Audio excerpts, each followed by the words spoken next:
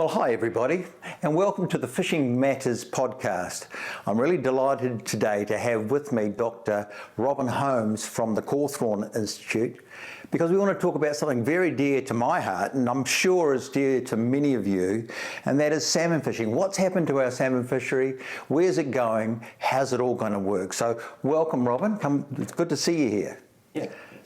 Now, one of the things that I think we'd all find quite interesting is just a little bit about your background, your history. You know, what brings you to study salmon science? What brings you to the place where you're now looking at, you know, where's this all going to go? And if you could just give us a background where you come from, I'd appreciate it. Yeah, sure thing. So let's see.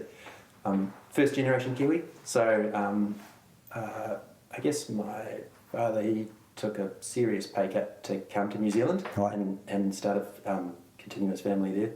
And one of the reasons he came here is because he heard it was amazing trout fishing. So he came from the States, and so he was one of the original members of the Fly Flingers and Stream Bashers of Otago, alongside Monty and Dave Witherow and all those characters. So at a very early age got me into trout fishing. Heavily into trout fishing, caught my first fish when I was 2, you know, first fish in a flow when I was 5, so that's, and that, basically, I guess, so that's starting right at the beginning, isn't it? But like, through my life growing up being at fly fishing, I left school, did a bit of guiding and stuff like that, around the Queenstown area, and then I just saw around me the degradation of all the fisheries, and I thought, this can't go on.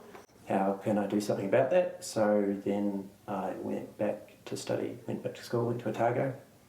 And I thought, well, the best way to understand the fish is to understand what it eats. So I started looking at the macroinvertebrates, so the little stream bugs, everything that grows under the rocks and stuff like that, and how that was getting affected by farming. So I did a big experiment, did my master's there. But the goal was always to get into fisheries. So I left the bugs behind and I got a job at the Cawthron Institute, and there I met John Hayes, and so he's one of the foremost salmonid researchers in the Southern Hemisphere, I guess, and I was lucky enough to study my PhD under him while I was at work. So he taught me all about salmonids, about trout, and it sort of brought me to where I am. So I've been at the Cawthron for I think 18 years now, so quite a while. I've worked with fish and game a lot over the years, and expanded my interest beyond just salmonids and into native fish. So now I look at all fish because I'm just a fish nerd. I just love fish. So that's where I am now. I got there. Oh, marvellous. Hey, thanks for that. I know that it's very much a part of my brief, being involved in fishing tackle retail, the number of people who come from overseas, just like your father, because they recognise that New Zealand has an absolutely amazing fishery on a world scale, which is often not understood by the local people. So that really brings me to the next point, where I'd like to obviously look at salmon fishing, because that's probably the number one focus for what we're doing. Perhaps you could give me a bit of a history of how salmon has come to New Zealand, and where they came from, where they established, why they established where they did, and sort of give that background so that we can sort of take it from there. So the first salmon, they tried pretty hard to get a salmon run going after their success. So the first salmon run officially, I think, was in the Hatcheries, and that was about, I think it was 1901 when they first recorded the first sort of wild spawned salmon through the various release efforts that they were trying to get underway. And then from there, they managed to establish runs to the north, and the salmon really started establishing themselves naturally. So they started sort of hopping catchments up through from the Waitaki north, and then there was sort of more deliberate efforts to bring them down south, so they were introduced into the Clutha shortly after that. About 10 years after that, they managed to get a run in the Clutha as well. And then they tried pretty hard with not just Chinook, so there was sort of various efforts to get Atlantic salmon into the country that failed, and sockeye, and well, there's still a population of sockeye in the Waitaki system in the lakes. And so from that original success, there was a slightly different drive behind the introduction of salmon to the introduction of trout. So the trout were really brought to the country to sort of make a sports fishery and a food fishery for people. Like, it was sort of more of a public good ethos behind the sort of the drive to do it. But salmon, it's slightly different because it had this commercial angle, this sort of industrial motivation to start up an industry equivalent to the Pacific Northwest in terms of canning industries, etc. So there was a far more of a government-sponsored economic interest to get salmon established in the country. So they tried a lot harder than they did, or they had a lot more resources to establish salmon than they did with trout, for example. So that's just interesting. I think in terms of the motivations, it's just slightly different. I mean, yes, they wanted to establish fisheries for people, for recreation, but there was a real just the government of the day was very involved. They were like really sort of visionary. The vision was this great big industry that they were going to start up, which was going to be jobs and money and all the rest of it. Yeah, well, it's interesting that you should say that, because I know that when I first came into the fishing tackle industry in 1982, it was much heralded that we were going to have massive salmon runs because of ocean ranching. So basically the concept would be that we would get lots and lots of smolts raised in specific hatchery areas, sent out to sea. A reasonable percentage was going to come back, and even if half of that percentage came back, we were going to have sufficient that everyone was going to be a winner. And along that same basis, of course, there was a lot of government investment into salmon research, where we had things like Glenariff Research Station, let alone a whole team of dedicated scientists who were looking at what to do with that. Yeah, huge amount of research and a huge amount of I can't even imagine how much investment there was. If I sort of think about that, a similar program on a fishery today, it would be millions. It was a massive program and with the promise of this big ranching industry that they were going to set up. Yeah, well, in the end, a very strong industry has set up in the cage rearing, yes, and the sounds and what have you. So they did pivot eventually, but they kept trying for the ranching industry for decades.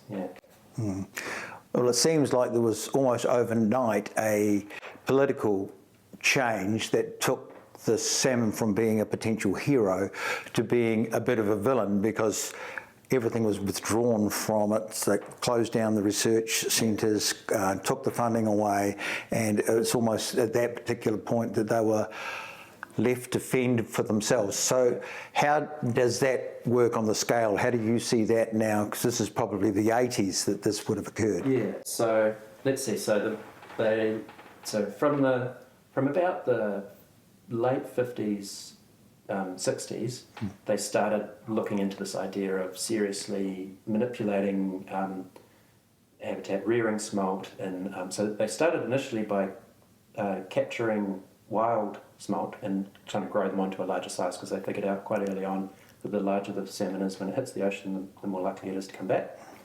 So the first trials were actually, they built big pens and holding ponds and races and sort of old off-channel habitats and what have you, and they started sort of harvesting the smolts from wild spawned fish and then trying to rear them up in there.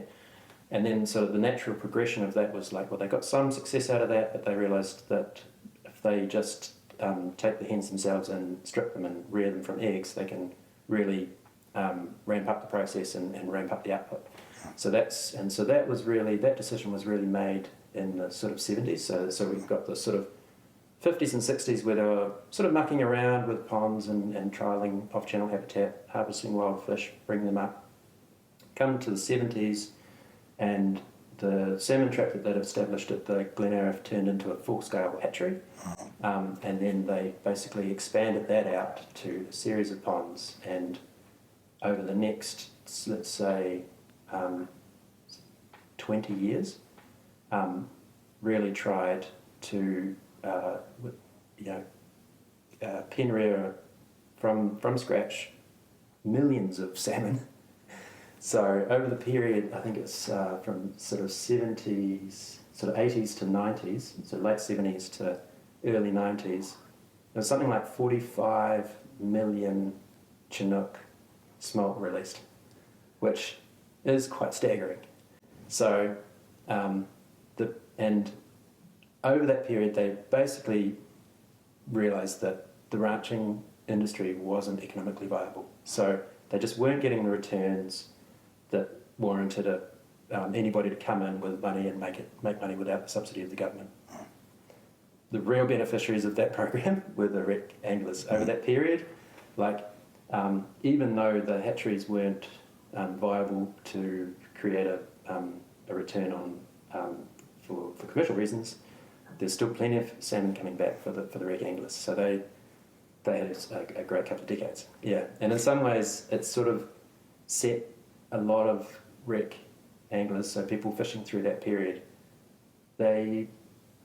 it's almost setting the bar too high for from what a wild fishery can actually really sustain. Yeah. That's an interesting thing. So really the public purse gave us a huge leg up, and that expectation, like you say, has been there. And now, as you said to me before when we were off air, there's a grieving process in a sense, because what we used to have and what we took so long for granted and what was really a privilege has now deteriorated to where it is at this particular time. And I'll probably touch that a little later on what we're going to talk about. But I'm interested in how you perceive the salmon fishery from establishment in the early 1900s right through till, well, let's say up to the 80s.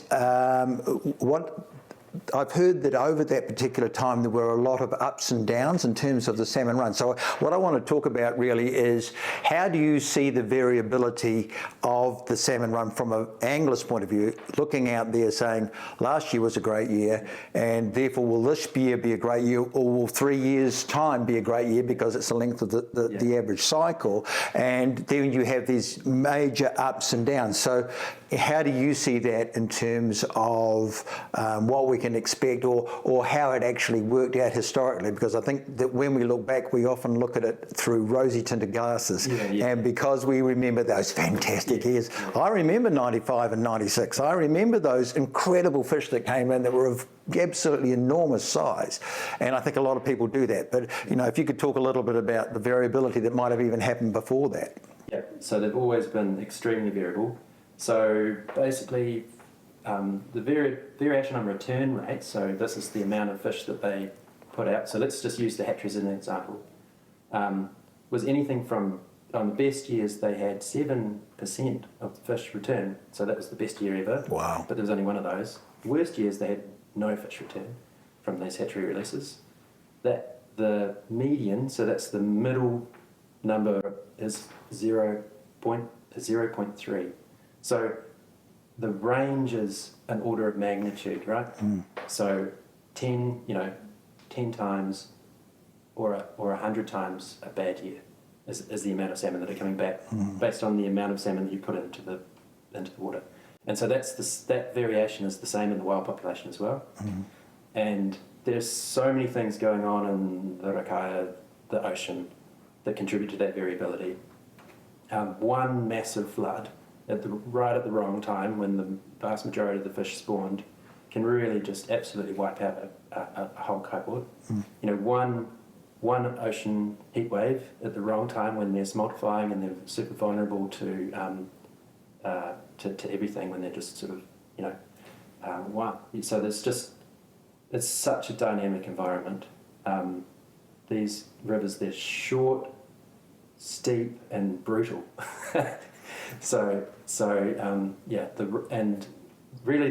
The run strength at the time is not a very good predictor of the returns 3 years down the track.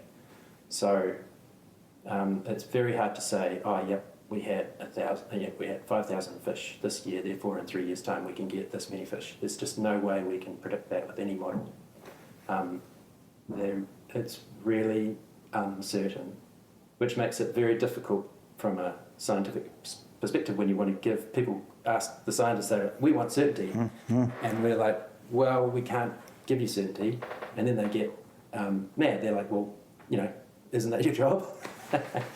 So really, I'm trading in uncertainty to some degree when I'm talking about the salmon and talking about what we can expect, if that makes any sense. Yeah. No. Answer your question? No, that's fantastic, because I think what you really touched on there is that there is an inherent variability in a salmon return which is outside a predictive model. Yeah. So we can't actually say they're going to be here at certain times, because I know that again in the grieving process that we think that in a particular year it was a fantastic year and only if it was like that. And then it comes down to the next problem that we have, and certainly from the point of view of people like Fish and Games, who are the administrators of the rules of what we're doing, they're now in an unenviable position with having to try and make some management decisions based on not very much in the way of data. Yeah, that's right. Okay, yeah. So we haven't now got the money to be able to put the amount of research into what needs to be done.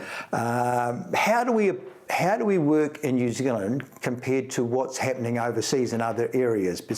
So we've got this quinnet or Chinook salmon that we have here, which has come from North America. In the North American environment, I've heard anecdotally that it is also very variable. Is that that very fair and established? Absolutely. So our salmon come from the McLeod River in the Sacramento Valley, and they've also had extremely variable runs and declining runs as well. So one way to look at it is that we can, there's the scope or the carrying capacity of the system, and that can be this much, and then the variability is going to slide up and down, and we can shrink the carrying capacity, but we'll get a result a year a run, but we won't know whether that's just because the carrying capacity has shrunk or because it's a crappy year. So that's one way to look at it. Another way to look at it, I guess, is that it's kind of like trying to predict a stock market in some ways. So we can go, those financial models and financial economic scientists, they don't know what they're talking about. But no one in their right mind would go and completely ignore what they're trying to say. It's because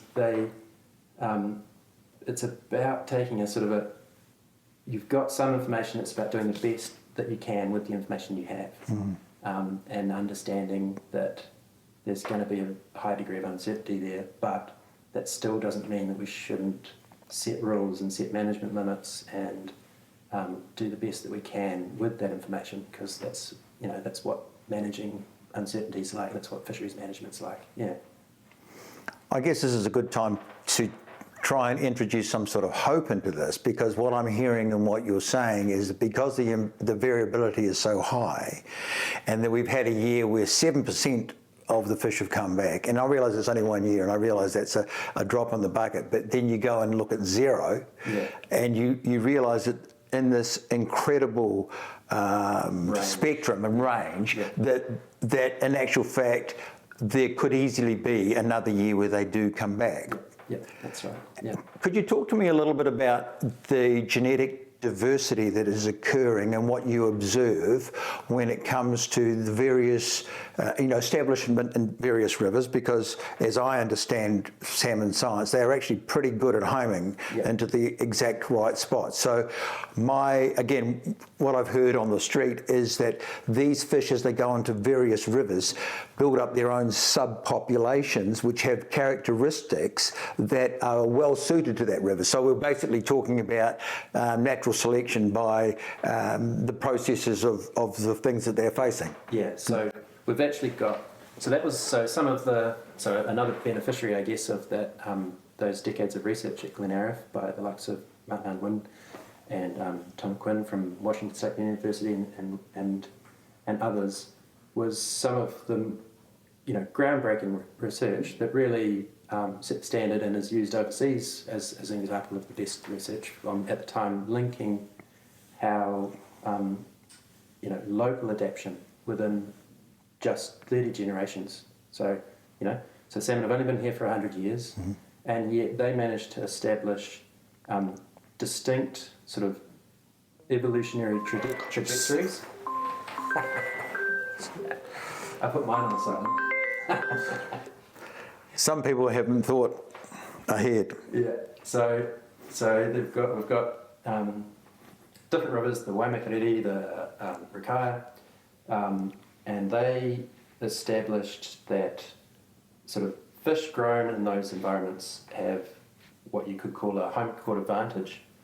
The simplest experiment that they did was what's called a common garden experiment.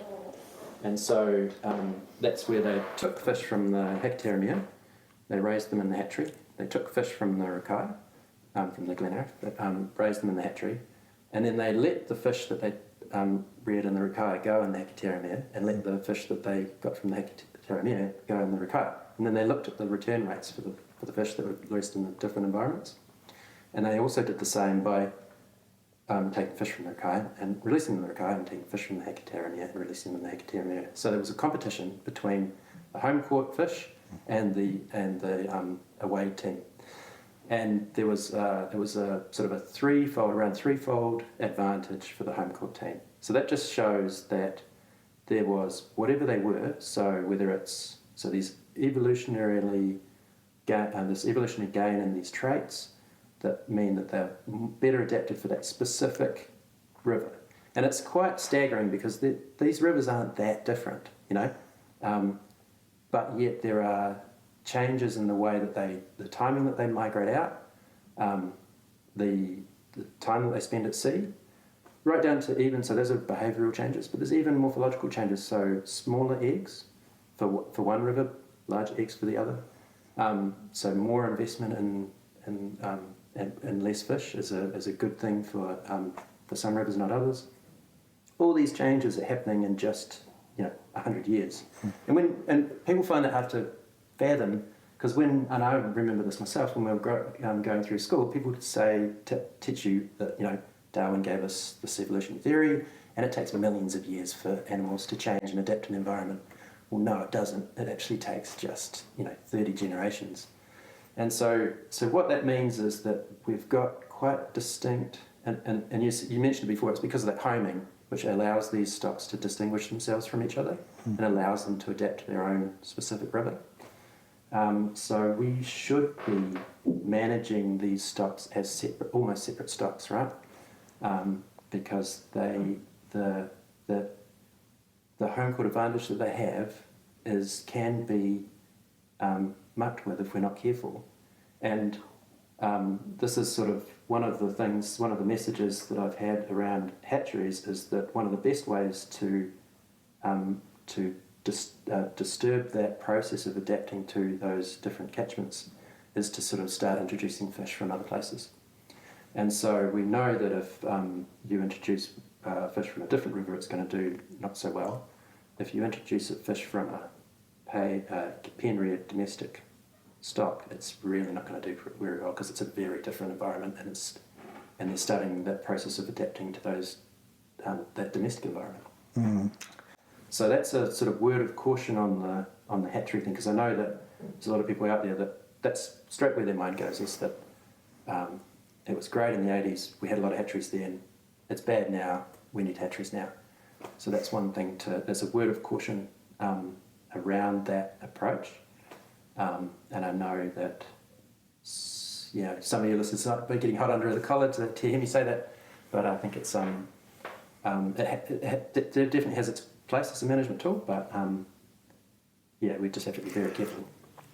I know that there is indeed a strong undercurrent of people who want to continue with some sort of a hatchery program, and the logic simply goes like this: if we put in this many fish, we're going to get this many out. So that's how it works. But then what happens, we haven't brought into the biological vigour of them, obviously, which is what we're talking about here. The changes in the ecology of river to river, and it does seem to me, and you just mentioned there, that commercially raised fish, which a lot of these hatcheries are now relying on, are not as robust, so that you stick them in a particular area and they're not necessarily going to come back well. Yeah. So if you're going to have a hatchery reared process, you'd be better to go to the headwaters of a particular river. Is that what you're saying? And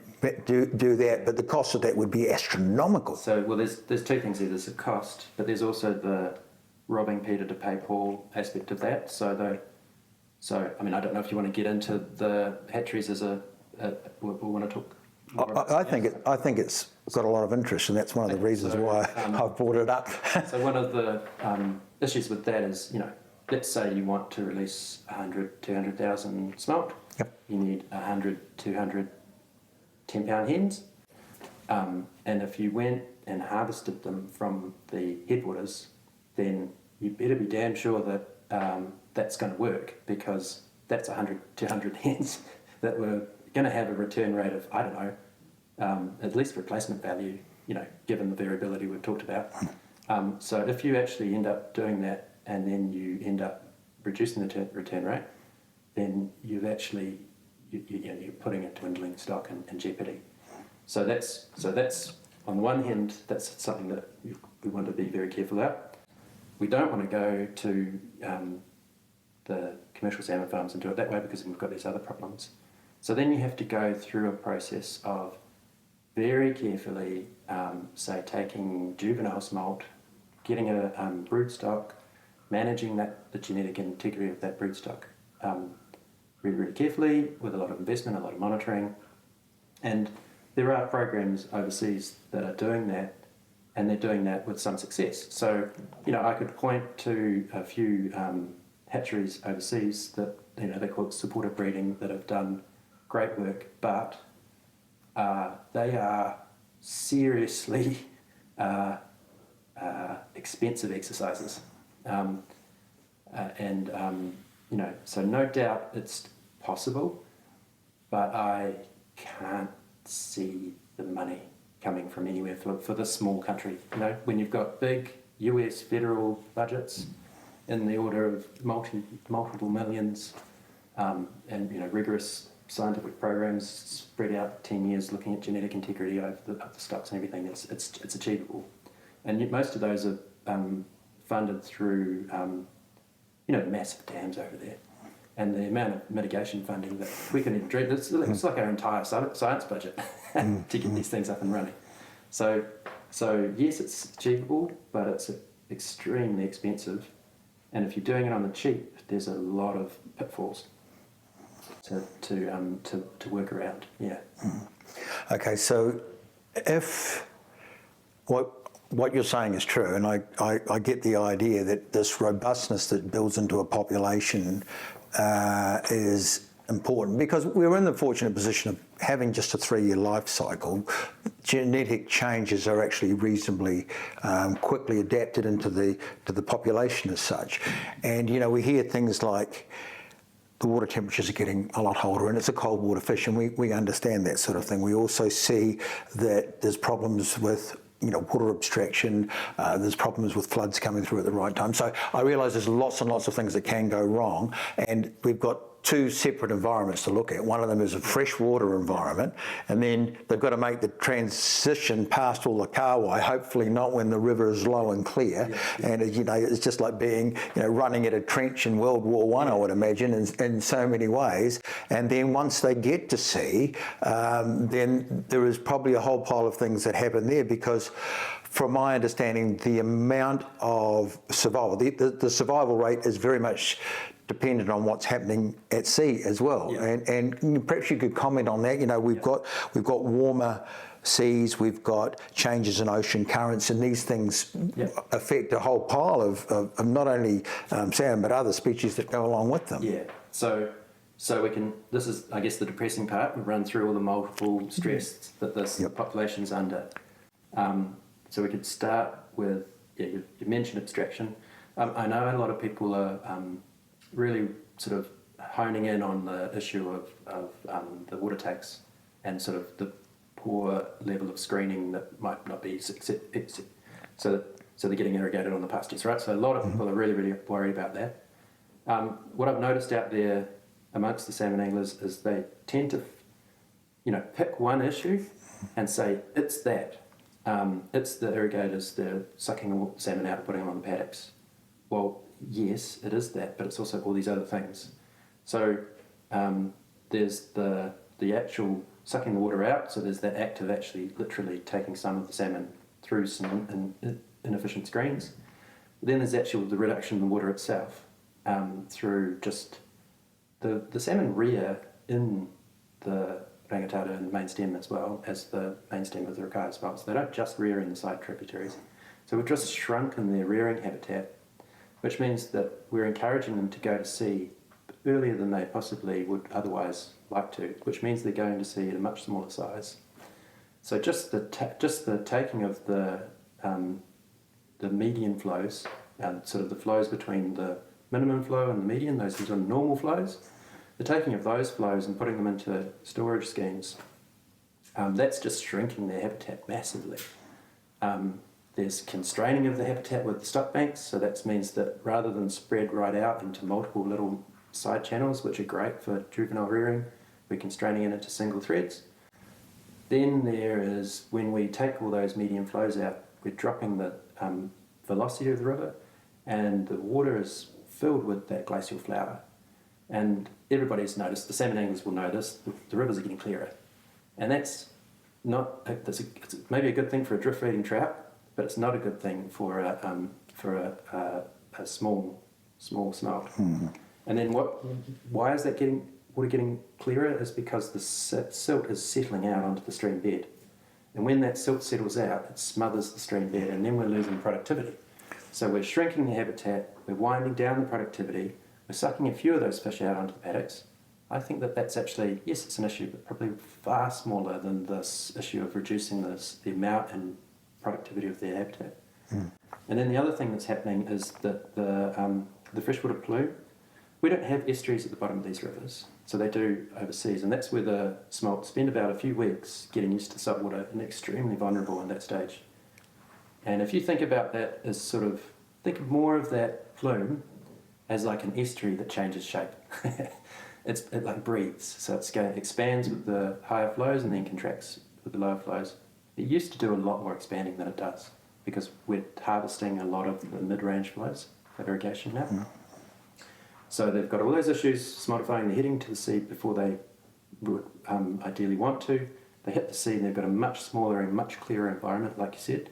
They're more vulnerable to the kahawai, they're smoltifying in a much tighter space. So these are all things that are reducing that potential carrying capacity of that whole system, which the variability is bouncing up and down in. And then when they're out to sea, that's really the black box at the moment. So, but what we do know is from overseas research is that those warm ocean years, which we've had, something like 3 or 4 out of the last 5 have been record-breaking temperatures off the east coast. So those are really hitting them really hard. So now what we're seeing is, and we're seeing the fish returning earlier and earlier. So they're coming back as small little, you're getting like these little 4 pound fish, because the ocean is unfavourable. So they're realising that, and they're coming back early. So that's kind of what's happening. So that's the depressing part, right? So then, but I guess the thing to consider is that yes, that's bad. If you look over the last 5 or 10 years, there's that trend down, and these are the reasons, and we don't know the exact balance of which one's the worst. But there's so much uncertainty there. We don't know what's going to happen in the ocean. We don't know if some new food source is going to flip under the new warmer regime. There's plenty of cold water out there. They just need to go a bit deeper, a bit further offshore, a bit north. Like we've got these fish showing up at kaikoura now. Like, were they always there, or are they looking for that deep upwelling that we're getting off the coast there? So there's ways that if we give the fish a chance to adapt, they might be able to exploit new resources that are coming available under this new sort of climatic regime that we've got. And then we can also look forward and say those climate models themselves are unpredictable. So we don't know that we're going to have another record-breaking heat wave. We might actually have 5 years of relatively moderate temperatures. So I guess, I don't know if that gives some hope. That the fact is that because these things are so variable, because they can actually bounce back very rapidly under good conditions, as long as there's a base population there. When conditions are good, we might see the return of good years. Yeah. Well, to me, that is actually good hope, and understanding that there are lots of changes going out there. I really appreciated you talking about that whole sense of the plume of fresh water. I don't think that's well understood, that this transition from fresh water to salt water is actually quite important. And I would imagine that, we think, oh, these are great, they can survive quite happily in both fresh and salt water, but the reality is the shock coming out from fresh water into salt water without having a place where it's mitigated in a sense of what they're actually finding is not necessarily good. But the other side of that, of course, this being a biological population, that those that can't adapt will be lost, and those that can adapt will become the new strain of what we want. And interesting, again, talking about the size of fish, because again, I don't think that people really understand that the size of fish is related to the pressure that they feel under in order to come back and to spawn. Because I know that looking at tiny fish doesn't necessarily make everyone excited. And from a management point of view, just to sort of wind this along a bit, from a management point of view, it must be difficult from people like Fish and Game who are in the gun for, we establish, okay, you're allowed to have 2 salmon, you're allowed to kill 2 salmon. Well, now we're down to you're allowed to take 1. So a good cast on the first one, and it might only be this big. And then we've got the other issue that, if we are catching fish that are only that big, and then because you're allowed 1, that fish goes back and now becomes breeding stock, that's actually counterproductive, is it? And what's going on? I mean, ordinarily you'd release your bigger fish to be the breeding spot. Any comments on that? So I don't know if we can have that much influence over the... one thing we've got to be careful about is one of the reasons why they've gone to the slot limit is because they don't want... there's a bunch of ways you can reduce the harvest. So one thing we can do is reduce the amount of fish that we take. So that's actually an action that we can do, and everybody as salmon anglers, that's something that we can do for the fishery, is to take less. It doesn't feel good, but it's something that we can do. And there's a whole bunch of different ways that you can take less fish. So we could try restricting the season length. You could try, rolling closures. You could try, there's all sorts of different ways to do that. But all of those ways tend to actually put pressure on the system in a certain direction. So if we truncate the season, if we shrink the season length down, suddenly, if you're focusing all the harvest pressure on one portion of the run, and maybe that's the portion that really needs to survive, and we don't know that. So this is where it comes to that, dealing with that uncertainty and putting in management regimes that deal with that. And because we don't know that makes that not such a good idea. If we start restricting take on certain rivers, that'll mean that if we focus effort on the ones that are fishable, and they might be the rivers that will do well in the next 10 years. And then suddenly we've because of what we don't know, we are putting in place a management regime which is, sort of retarding the ability of the salmon to react to the new environment that they need to. So the slot limit actually does the least of that, right? It spreads effort out. It spreads, it sort of means that, there might be some people waiting to take the large fish that they catch and letting the small ones go. that is a risk, but it's less of a risk than all the other ways to reduce harvest. If that makes sense. Yeah.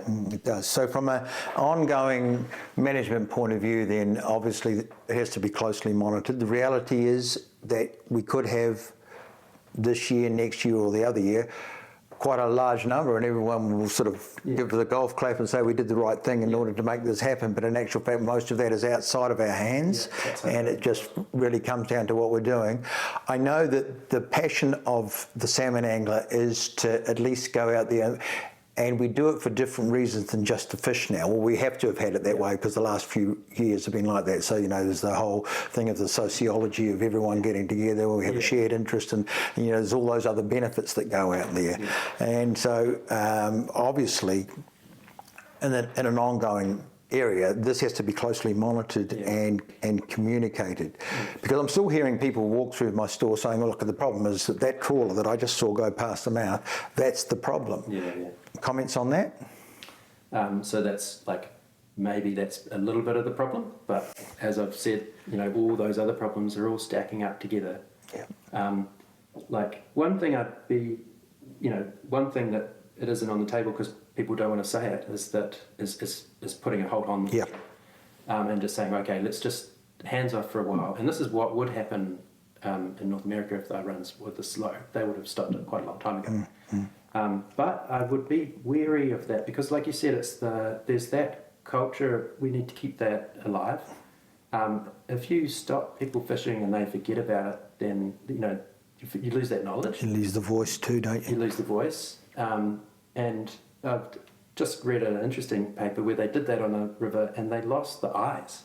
So everybody just went out there, a whole bunch of people went out there and started poaching them because there's no one out there on the river to go, oi, what are you doing? Yeah, isn't that interesting?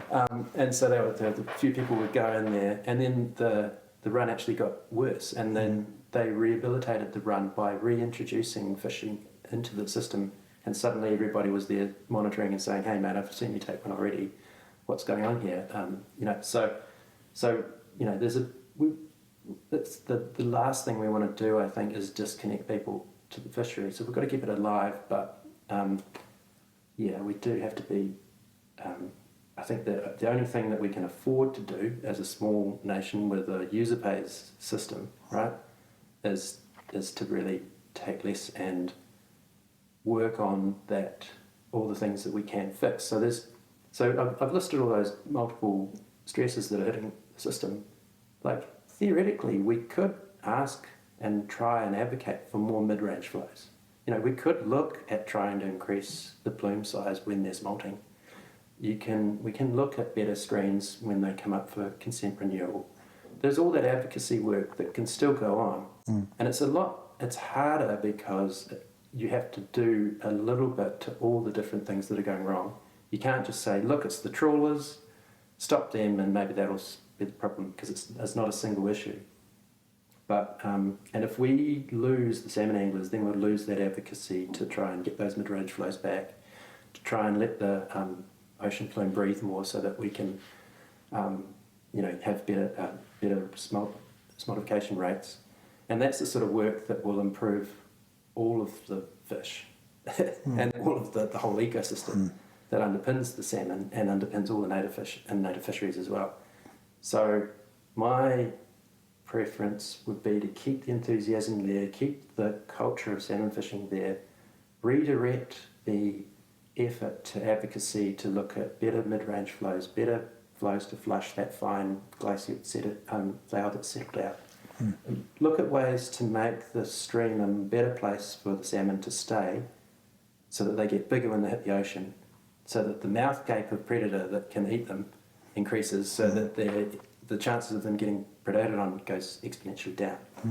So that's what I would say to all the anglers out there, is keep advocating for the habitat protection. And even though that feels hard, because you've got to do 1,000 different things, you've got to work with the dam companies, work with the irrigators, work with the farmers, work with everybody, work with the councils. That's hard work, and it's a lot harder than setting up a hatchery and pumping out fish.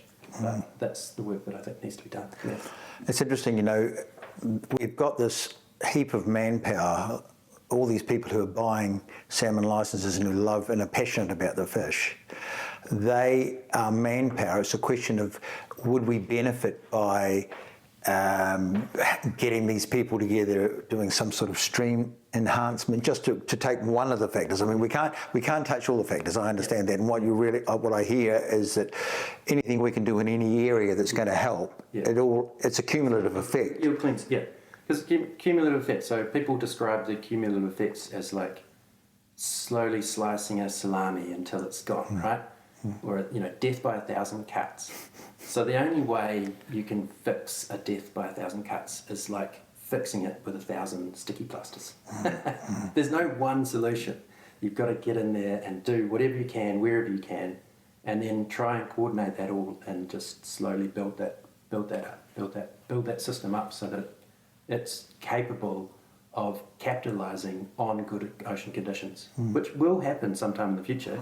We might only get one good year in 5 now because of global warming, but if we have done the work in the system right from the headwaters where the spawning streams are, right through the main stem where they might be rearing as well, to the bloom, if we've done that work, then we can capitalise and we'll get that one good year, one good run. Everybody will get on Facebook, say it's going off, everybody will out there and have a good time. And then, and then if that's the way that it works, then we can look at some sort of management regime that can adapt to that and say, hey, it is a good year this year, and have some, so that will be a future for management, is to sort of figure out, one fish, unless we in real time figure out that it's going to be a good year, and then we can say you can have 3 or 4. So I think that's the next step. So there's some work there to do in the management space, but we've got to do that work. We haven't done it. Well, look, I really appreciate all the things you've said here. Is there anything that sort of comes to mind that we haven't covered? I mean, I appreciate your time and your expertise, because it does give us a framework to put what we're seeing into, because so much of the difficulty is, as you said, most people tend to have one thing which they blame to be a problem, and often that one place might actually be fish and game. And having been reasonably close to them, I'm more sympathetic than a lot of people might think, because I just don't think this is an easy job managing it. From what you're saying, would you like to be in that space? No, I'm quite happy where I am, because I can cut and run. So I don't. It's a really hard job what we've got, and this idea of not being able to. The only lever is to take, at the moment, the lever is to take something away from people. That's just a terrible thing. And I know how passionate salmon anglers are. It's like, it's really difficult. Yeah, it's they've got a very unenviable position. But we all need, I think it's everybody out there, people that are, turning up the outrage to 11, aren't helping a situation which it took us decades to get here. It's going to take us decades to get out. And so, pointing and yelling at your fish and game managers, not going to help that. So they're definitely doing the best they can. I mean, I know that.